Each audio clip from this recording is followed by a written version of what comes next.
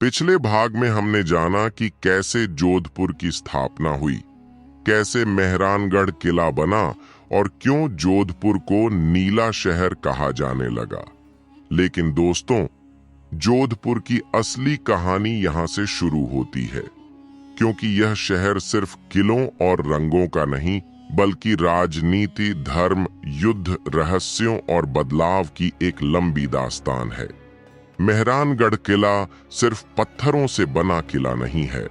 यह शासन का केंद्र था, न्याय का स्थान था और युद्ध की आखिरी दीवार था किले के अंदर।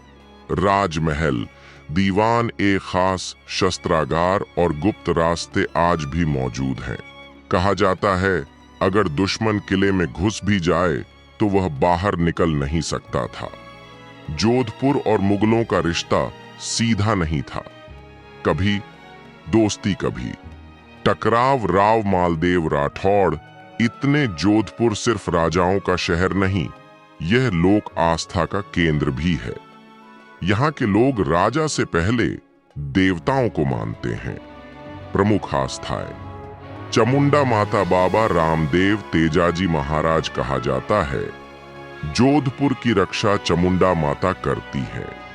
जोधपुर सिर्फ राजाओं का शहर नहीं, यह लोक आस्था का केंद्र भी है। यहाँ के लोग राजा से पहले देवताओं को मानते हैं। प्रमुख आस्थाएं: चामुंडा माता, बाबा रामदेव तेजाजी महाराज कहा जाता है। जोधपुर की रक्षा चामुंडा माता करती हैं। शक्तिशाली थे कि शेरशाह सूरी तक डर गया था।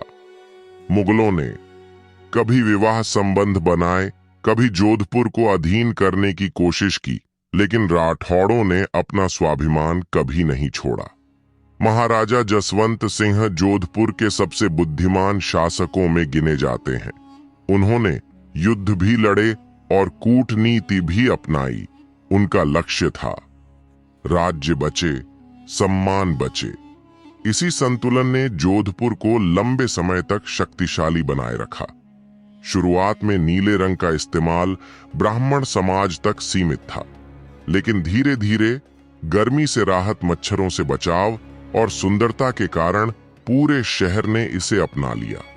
आज नीला रंग जोधपुर की पहचान बन चुका है। राजस्थान में इतिहास किताबों से ज्यादा गीतों में जिंदा है। जोधपुर का लोक संगीत युद्ध की कहानियां सुनाता है, प्रेम और विरह को दर्शाता है और भक्ति की भावना जगाता है। रावण हत्था, कमायचा और ढोल सिर्फ वाद्य नहीं, इतिहास के गवाह हैं। जोधपुर का साफा बिना बोले सब कुछ बता देता है। रंग, अवसर बांधने का तरीका, समाज, ऊंचाई, सम्मान। यहाँ साफा उतारना सम्मान खोने जैसा माना जाता है। रेगिस्तान में जहाँ पानी कम था, वहीं खाने को संरक्षित करने की कला विकसित हुई। इसी से जन्म हुआ मिर्ची, बड़ा मावा, कचौरी, केर सांगरी, दाल बाटी। आज यह खाना पूरी दुनिया में मशहूर है। जब भारत बदल रहा था, तब जोधपुर ने परंपरा और आधुनिकता को जोड़ा।